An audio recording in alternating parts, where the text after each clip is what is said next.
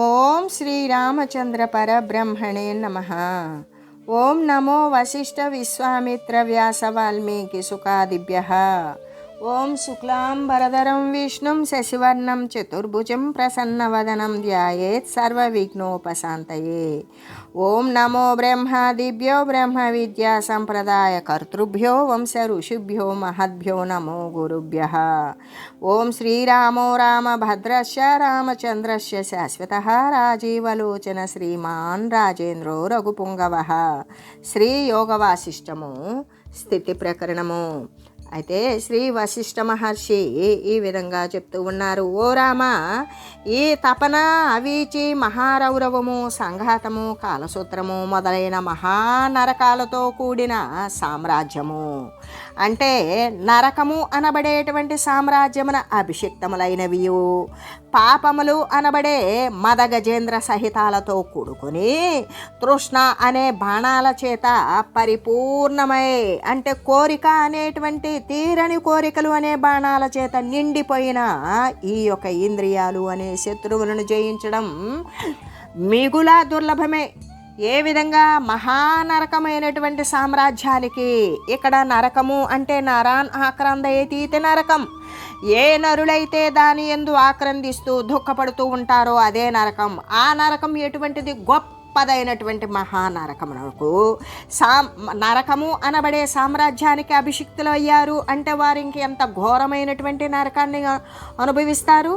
అంతేకాదు, పాపములు అనబడే మదగజాలు ఏ అయితే మదపటేనుగులు ఉంటాయో వాటితో కూడుకొని అంటే అంత ఎత్తులో అంత దృఢమైనటువంటి పాపాలతో కూడుకొని ఆశలు అనేటువంటి బాణశకలాల చేత ఎప్పుడు ఆశలు కోరికలతో నిండిపోయినటువంటి ఆ వేయబడినటువంటి బాణపు ముక్కల చేత నిండిపోయి ఉన్నటువంటి ఇంద్రియాలు అనే శత్రువులను జయించడం అనేటువంటిది ఏ విధంగా అంటే మహా కష్టతరము. దీనిని ఎవ్వరూ జయించలేరు, చాలా కష్టతరము అని చెబుతూ, అంతేకాదు ప్రథమమున మొట్టమొదట తమకు ఆశ్రయభూతమైనటువంటి దేహాన్నే నశింపజేస్తాయి అవి. అంతేకాదు చేసినటువంటి మేలును కూడా మరిచిపోయేటువంటి కృతజ్ఞతాభావాన్ని కలిగి ఉంటాయి. పాపము అనేటువంటి ధనాన్ని అవి ప్రోధి చేసుకుంటాయి. అంతేకాదు ఇక ఇంద్రియాలు అనే శత్రువులు ఏ విధంగా ఉన్నారు అంటే దుర్జయములై జయించటానికి సఖ్యము కాకుండా ఉన్నారు.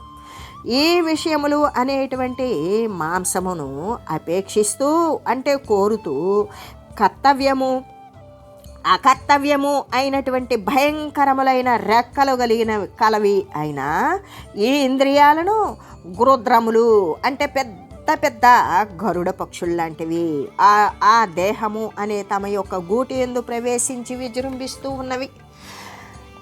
అది అందుకని ఈ వివేకము అనే సూత్రజాలము చేత ఎవడు వాటిని అంటే ఆ ఇంద్రియములను పక్షులను వశం చేసుకుంటాడో, ఆ ఇంద్రియములు అనేటువంటి పక్షులను వశం చేసుకోవాలి అంటే వాడికి ఏముండాలి అంటే వివేకము అనేటువంటి దారాలతో కూడినటువంటి వల ఉండాలి. దాని ద్వారానే ఈ యొక్క అధిగమించి తాని కాని విషయం కోసం తాను ప్రాకులాడుతూ ఉన్నటువంటి ఈ యొక్క ఇంద్రియాలను అనబడేటువంటి పక్షులను వశం చేసుకోగలుగుతాడు. అట్టి వాని శాంతము మొదలైన అంగములను గజ సమూహముల యొక్క పాశములాగానే ఛేదించటానికి అసఖ్యములై ఉంటాయి అని చెబుతూ, అంతేకాదు ఆపాతరమణీయేషు రమతే విషయేషు చ వివేకధనవానస్మిన్ కులకలేవర పత్తనే ఇంద్రియారిభిరంతస్తైస్తైరవసోనాభియాత్. ఇంద్రియారిభిరంతస్తైస్తైరవసోనాభిభూయతే.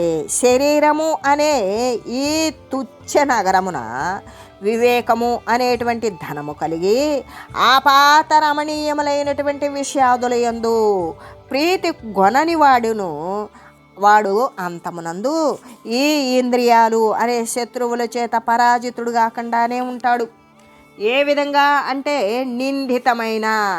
నింద్యములైనటువంటి ఈ కళేబరము అనే ఈ శరీర పట్టణమునందు ఎవడైతే వివేకము అనే ధనము కలిగి ఉంటాడో అతడు తన యందున్నటువంటి ఇంద్రియములను శత్రువుల చేత వాడు ఎప్పటికీ కూడా జయింపబడడు, వాడే జయిస్తాడు అని చెబుతూ, అది ఎలా నతదా సుఖిత భూప మృన్మయోగ్ర పురీజుష, స్వాధీనమైనటువంటి చిత్తము కలిగిన వాడు అంటే తన చిత్తము తనకు వశము పడి ఉన్నటువంటి వాడు. అంతేకాదు ఈ మృన్మయ రూపమైనటువంటి స్వశరీర నగరాధిపతియు, మట్టి స్వరూపమే అయినటువంటి తన యొక్క శరీర నగరంకు అధిపతి అయినటువంటి వాడు పొందే సుఖాన్ని భయంకర రాజ్యమునేలు నృపతులు కూడా పొందజాలరు. యదా స్వాధీన మనసః స్వశరీరపురీశ్వరాః ఆక్రాంతేంద్రియభృత్యస్య సుగృహీతమనోరిపాః వసంత ఇవ మంజర్యో వర్ధంతే శుద్ధబుద్ధయః.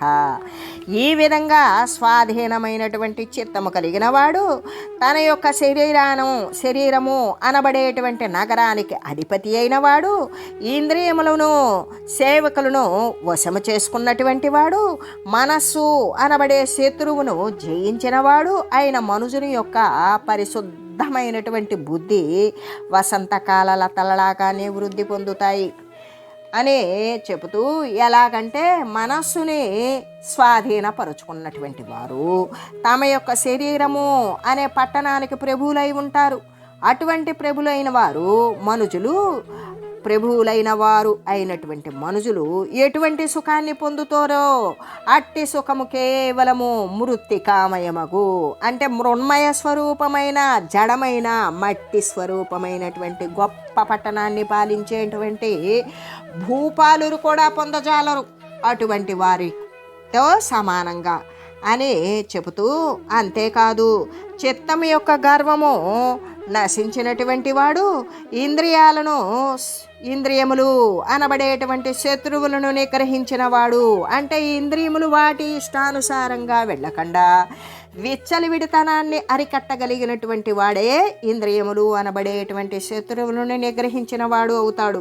అటువంటి వాడు అగువానికి హేమంతకాలమందల కమలములాగానే భోగవాసన నశిస్తుంది. ఏ విధంగా పరిశుద్ధమైన బుద్ధి కలిగిన వాడు వసంతకాలంలో లత అంటే ఈ యొక్క వసంతమ కాలంలో లతలు పొదలు అన్నీ కూడా ప్రఫుల్లముగా మరి పల్లవాలతోటి వికాసముగా ఉన్నట్లుగానే వృద్ధి చెందుతాడు.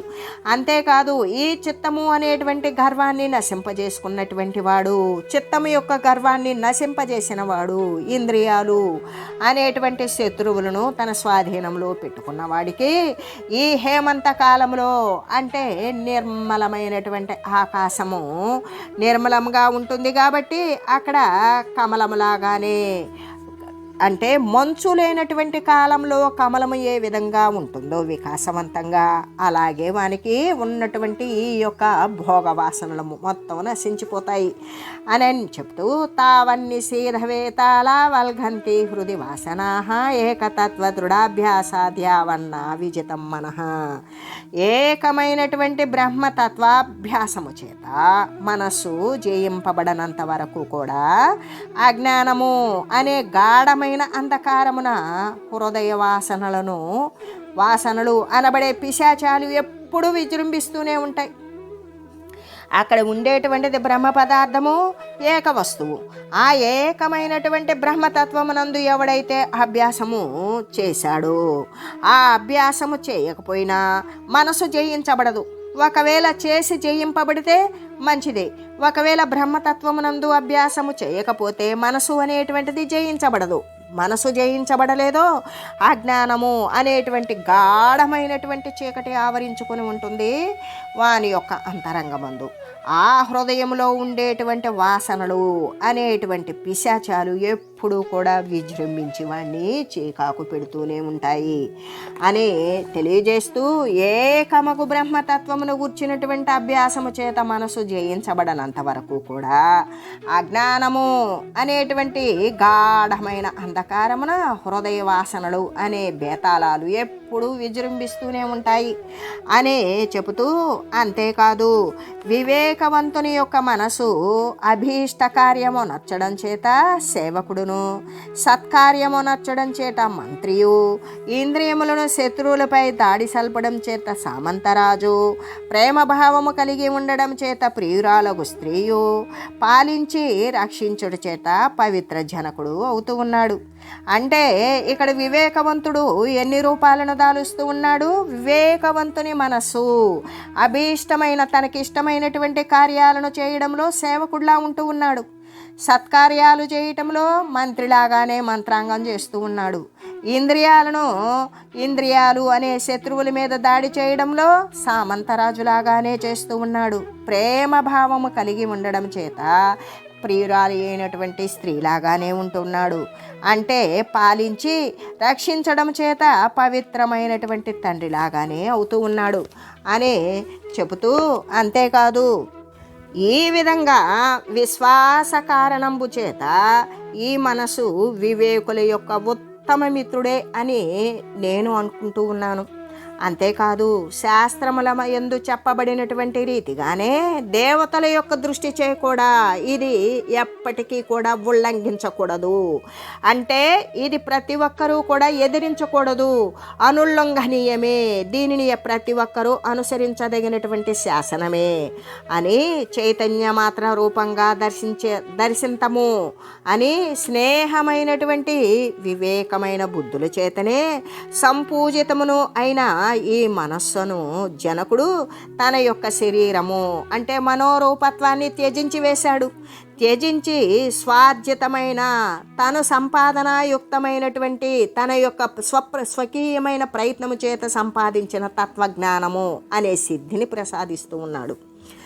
శాస్త్రము చెప్పినట్లుగానే పరీక్ష చేత బాగుగా పరీక్షింపబడినది, లేక వాని యొక్క సౌభాగ్యవశమున చూచి అందు చూడబడినది, ఆచార్య సహపాఠకాదుల యొక్క అంటే గురువులు బోధకుల యొక్క మరి సహాభ్యాసంగా ఎవరైనా పఠించేటువంటి వారి యొక్క సహాయము చేతైనా సరే వాని యొక్క స్వానుభవ పర్యంతము వాడి యొక్క అనుభవంలో ఉన్నంత కాలము కూడా మరి సువిచారితమును ఏ తత్వ అన్వేషణ కోసము పరబ్రహ్మ తత్వాన్నే విచారిస్తూ ఉన్నటువంటి నిధిధ్యాసనము అనే ఆఘాతములు చేత అంటే ఎల్లవేళలా పరమాత్మ తత్వాన్ని విచారిస్తూ దాని యందే దృఢపడి ఉండేటువంటి ఆ యొక్క దెబ్బల చేత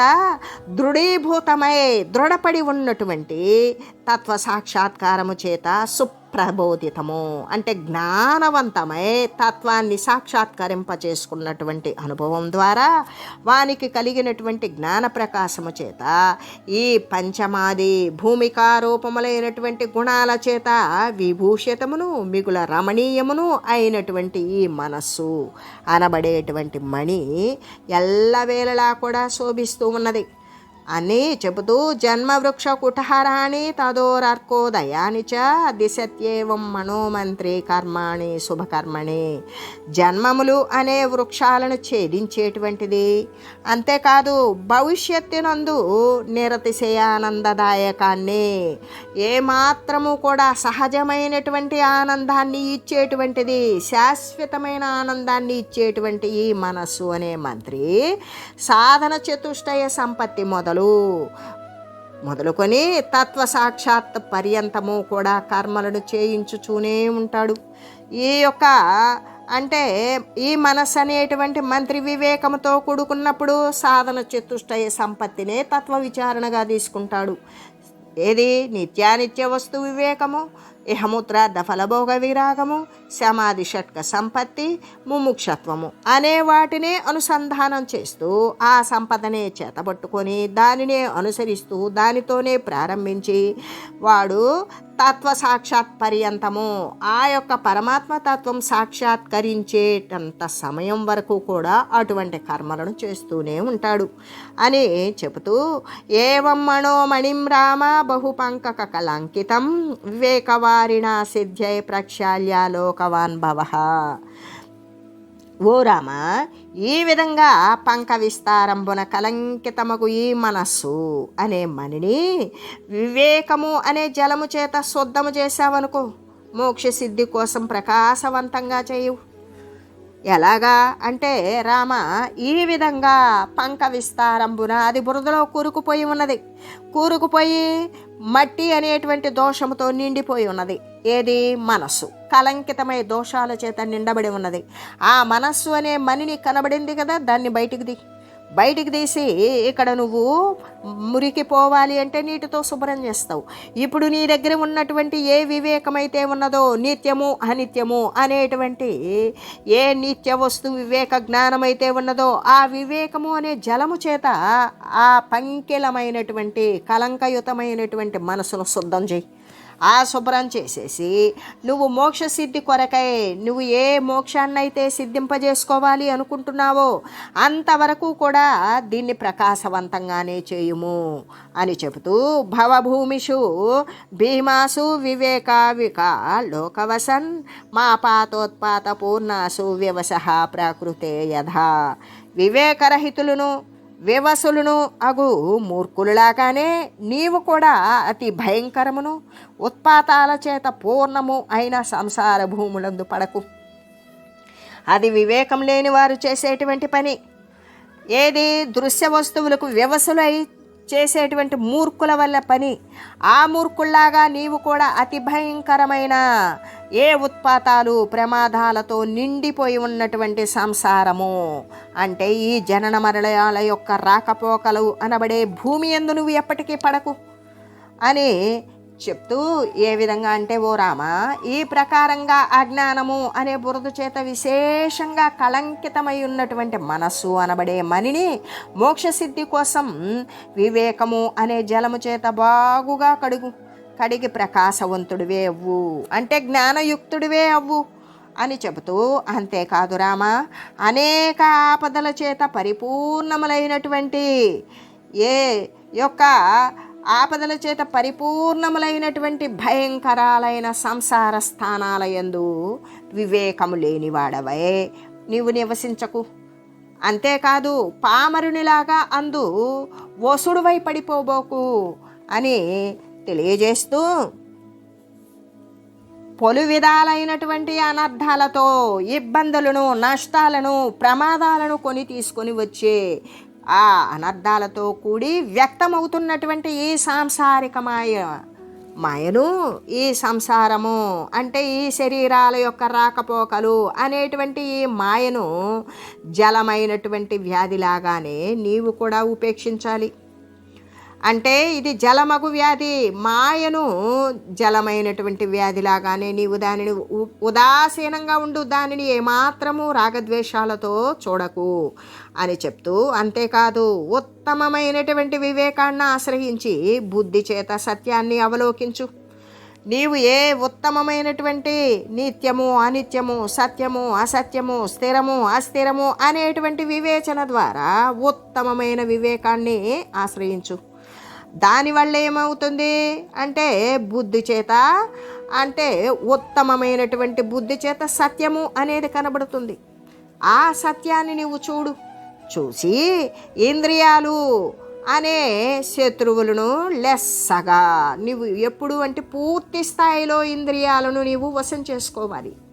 అలా చేసుకున్నప్పుడు మాత్రమే సంసార సాగరాన్ని నువ్వు దాటివేయగలుగుతావు అని చెప్పి, అంతేకాదు ఈ దేహేంద్రియాదులు కూడా సుఖదుఖాలు అయినటువంటి అసత్యాలే అవడం చేత ఈ దేహేంద్రియాదులు దీని ద్వారా ఇవి పరిగెత్తినంతసేపు వీటి పట్ల ఏది సుఖమిశ్రితమైనటువంటి దుఃఖాన్నే అంటే సుఖదుఖాలు రెండు కూడా అనుభవిస్తూ ఉండేటువంటిది సర్వము దేహేంద్రియాలు ఎంత సత్యమో అసత్యము చేత సముపార్జించుకున్నటువంటివి కూడా అసత్యాలే అవుతాయి. అందుకని ఇవన్నీ అవిద్యాజనితమైనవి కాబట్టి, అబద్ధమైన విషయాలే కాబట్టి వీటిని నీవు జయించిన ఏమి ఫలము అని ఈ విధంగా తలంచుచు ఈ దామ వ్యాళ కట న్యాయము అనేటువంటిది నువ్వు ఆశ్రయించొద్దు. దాముడు, వ్యాలుడు, కటుడు అనేటువంటి వారు అనుసరించినటువంటి న్యాయం ఏదైతే ఉన్నదో దానిని ఆశ్రయించవద్దు. కానీ వివేకమును అభ్యసించి భీమ భాష దృఢ అంటే భీముడు భాసుడు దృఢుడు అనేటువంటి వారు ఏ విధంగా ఎటువంటి న్యాయాన్ని చేపట్టి దుఃఖరాహిత్యాన్ని పొందారో నీవు కూడా అటువంటి భీమ భాష దృఢ న్యాయాన్నే చేపట్టు. వారు ఏ విధమైనటువంటి న్యాయాన్ని అనుసరించి వర్తిల్లారో నువ్వు కూడా అటువంటి న్యాయాన్ని అనుసరించి ప్రవర్తిల్లు. దాని ద్వారా నీవు దుఃఖరాహిత్యాన్ని పొందగలుగుతావు. అంటే నీకు ఇక దుఃఖం అనేది శాశ్వతంగా నివారించబడుతుంది అని చెబుతూ, అంతేకాదు అయమహమితి నిశ్చయో వృధాయ స్తమల మసాస్య మహామతే స్వబుద్ధ్య యది తరదవలంబ్య తత్పదం త్వం వ్రజపిబా భుక్ష్వాన బధ్యసే మనస్కః. కాబట్టి ఓ రామ, ఈ దృశ్యభూతమైనటువంటి దేహము నేను అనే ఏ మిథ్యా నిశ్చయము అవిద్యాజనితమైనటువంటి నిశ్చయం ఉన్నదో దాన్ని పూర్తిగా వదిలివేయు. అట్టి అబద్ధజనితమైన వస్తువులకు భిన్నమైనటువంటి ఏంటది, దానికి వ్యతిరేకమైనది సత్యము యథార్థము. ఆ సత్యమైన ఆత్మతత్వాన్నే ఆశ్రయించు. నీవు వచ్చినను పోయినను సరే అమనస్కుండవై ఉండు, అంటే మనోరహితమై ఉండు. దానివల్ల నువ్వు భోజనము మొదలైనటువంటి వ్యాపారాలు చేసినప్పటికీ నీవు ఎటువంటి బంధమునందు కూడా తగులుకోవు, మరి ముక్తుడివే అవుతావు అని చెబుతూ, మహాబుద్ధిశాలివైన ఓ రామచంద్ర, ఈ దృశ్యభూతములైనటువంటి ఈ దేహాదులే నేను అనే ఏ మిథ్యా నిశ్చయమైతే ఉంటుందో, మిథ్య అంటేనే అబద్ధము లేనిది అని చెప్పేటువంటి విషయం. కాబట్టి మిథ్యా నిశ్చయము స్వబుద్ధి చేత నీవు బాగుగా దానిని తొలగించి వేచి ఆ తర్వాత ఈ దేహము మొదలైన దృశ్య వస్తువుల కంటే కూడా వేరై ఉన్నటువంటి ప్రత్యేగాత్మ ఏదైతే ఉన్నదో పరమాత్మ, దానినే అవలంబించు. అప్పుడు ఆ ప్రత్యేగాత్మ రూపమైనటువంటి అట్టి అవలంబించినప్పుడు అట్టి ఆత్మరూపమునే నువ్వు స్థితి కలవాడు అవుతావు. అటువంటి స్థితి కలవాడవే ఆ మనస్కుడు అవుతావు. అంటే మనోరహితం చెందుతుంది.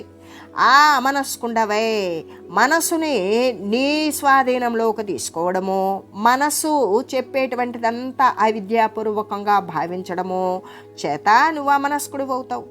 ఆ అమనస్సు అంటే అది చెప్పినట్లు కాకుండా నీ నిగ్రహంలోకి తీసుకున్నటువంటి మనసు చేత నడువు, త్రాగు, తిను అటువంటి ఆయా వ్యవహారాలను ఆచరిస్తూ ఉన్నప్పటికీ కూడా నీవు ఎప్పటికీ కూడా బద్ధుడువు కావు అని శ్రీ వశిష్ఠ గురుదేవులు ఈ స్థితి ప్రకరణమునందు మనస్సు యొక్క సత్తా ప్రతిపాదనాన్ని గురించి మరి తెలియజేస్తూ ఈ విధంగా అంటే ఇంకా ఇట్లా చెప్తూ ఉన్నారు శ్రీ వశిష్ఠ గురుదేవులు. ఏమని అంటే, దామవ్యాల కటన్యాయో మాతే భవతు రాఘవ భీమభాస దృఢస్థిత్యా త్వం విశోకో భవేతి చ.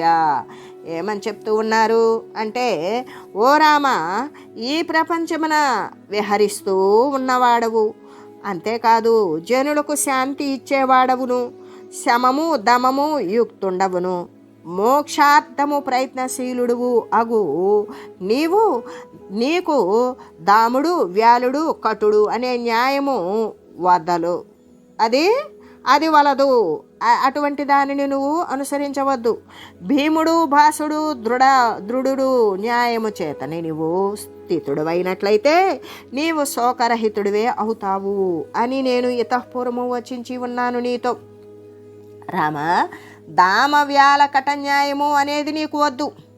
భీమభాష దృఢస్థితి అందు నీవు గనక ఉన్నట్లయితే నువ్వు శోకరహితుడివే అవుతావు అని చెబుతూ, నీవు శోకరహితుడివి అవ్వాలి అన్నప్పుడు భీమభాష దృఢ న్యాయాన్నే నువ్వు స్థిరముగా అనుసరించాలి అని ఇంతకు పూర్వం కూడా చెప్పి ఉన్నాను, మళ్ళీ ఇప్పుడు చెప్తున్నాను అని అనగా అప్పుడు శ్రీరామచంద్రుడు ఇలాగా అంటున్నాడు.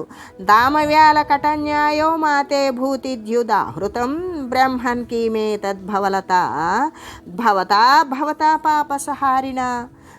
ఓ మునీంద్ర, సంసార తాపాన్ని నివర్తింపజేసేటువంటి తాము ఈ పూర్వ ప్రసంగమును కూడా నీకు వ్యాలము కటన్యాయము వలదని సెలవిచ్చి ఉన్నారు. కదా. ఆ న్యాయం ఎలా ఉన్నది? మీరు ఇంతకుముందు చెప్పినప్పుడు కూడా దాముడు వ్యాలుడు కటుడు అనేటువంటి న్యాయము అనేటువంటి ప్రసంగం అనేది మీ నోటి ద్వారా వచ్చింది. అది ఎలా ఉంటుంది? ఆ కట న్యాయం వలదు, దానిని అనుసరించవద్దు అని సెలవిచ్చి ఉన్నారు కదా. ఆ న్యాయము ఎటువంటిది అని అడిగి, ఓ మహాత్మా, ఈ భవతాపహారక భీమభాస దృఢ న్యాయమందు స్థితి పొందిన శోకరహితుడు అవుతావు అని కూడా మీరు చెప్పి ఉన్నారు. ఈ న్యాయం ఎటువంటిది? ఏ విధంగా అంటే ఈ భవతాపము అంటే ఈ పుట్టుక చచ్చుట అనేటువంటి స్థితి నశించాలి అంటే భీముడు భాసుడు దృఢుడు వ్యవహరించిన న్యాయమందే నీవు స్థితి పొంది ఉన్నట్లయితే శోకరహితుడివే అవుతావు అని అది కూడా మీరు చెప్పి ఉన్నారు. మరి ఈ న్యాయం ఏంటి అంటే దామవ్యాల కట న్యాయము వద్దన్నారు. అది ఏమిటి? భీమభాస దృఢ న్యాయము అనుసరించమన్నారు. ఇది ఏమిటి? దీనిని గురించి తెలియజేయండి అని అడిగి, ఓ మహాత్మా, ఉదారమైన చరితము కలిగిన వాడవు, ఈ రెంటిని గురించి కూడా వర్ణించి చెప్పండి. వర్షాకాలమందు మేఘము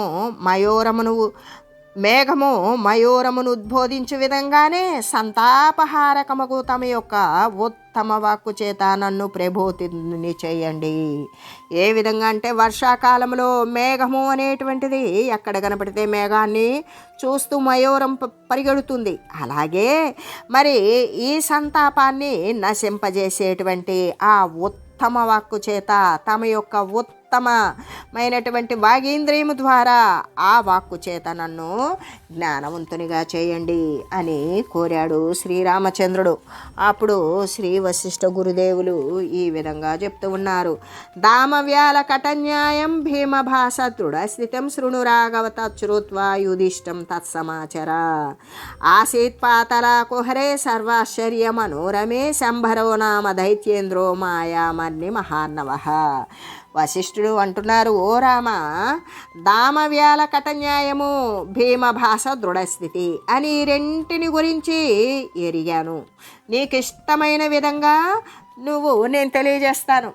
ఈ ఎవరి గురించి? దామ వ్యాల కట న్యాయాన్ని గురించి, భీమ భాష దృఢ యొక్క స్థితి గురించి, ఈ రెంటిని గురించి కూడా నీవు తెలుసుకుని నీకు ఇష్టమైన విధంగా నీవు ఆచరించు అని చెబుతూ, అంతేకాదు పలు విధాల ఆశ్చర్యాలతో కూడి మనోరమమై ఒప్పుచూ ఉన్నటువంటి పాతాళము అనేటువంటి గర్తమున, ఆ పాతాళం అనేటువంటి అడుగు భాగమునందు మాయ అనేటువంటి మనులకు మహాసముద్రము వంటి వాడుగు శంబరుడు అనే దైత్యుల రేడు వసిస్తూ ఉన్నాడు. దైత్యుల రాజు అనేటువంటి వాడు అక్కడ నివాసం ఉంటున్నాడు. ఓ రామచంద్ర, దామవ్యాల కట న్యాయము భీమభాస దృఢస్థితి అనే ఈ రెండింటిని గురించి నేను నీకు తెలియజేస్తాను. ఆ రెండింటి గురించి విన్న తర్వాత వాటిని గురించి నీవు ఆ తర్వాత నీకు ఎలా ఇష్టమో అనిపిస్తే ఆ విధంగానే ఆచరించు అని చెప్పి పలు విధాలైనటువంటి ఆశ్చర్యాలతో కూడి చిత్ర విచిత్రమైనటువంటి మనోహరంతో ప్రకాశిస్తూ ఉన్న పాతాళం యొక్క కుహరమునందు మాయ అనే మణులకు మహాసముద్రము వంటి వాడుగు శంబరుడు అనే దైత్యేంద్రుడు నివసిస్తూ ఉన్నాడు.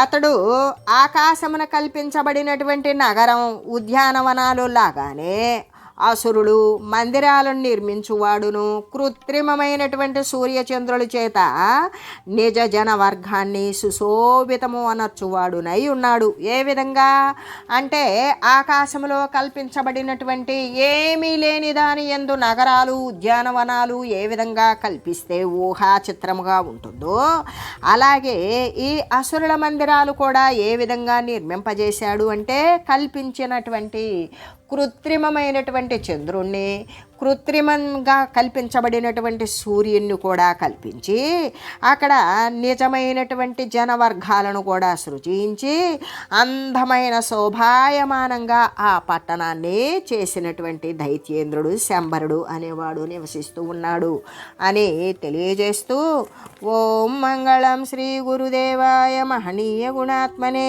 సర్వలోక శరణ్యాయ సాధురూపాయ మంగళం. ఓం మంగళం కోసలేంద్రాయ రామాయ రామభద్రాయ చక్రవర్తి తనూజాయ సార్వభౌమాయ జానకీ వల్లభాయ శ్రీరామచంద్రాయ మంగళం. ఓం తత్సత్.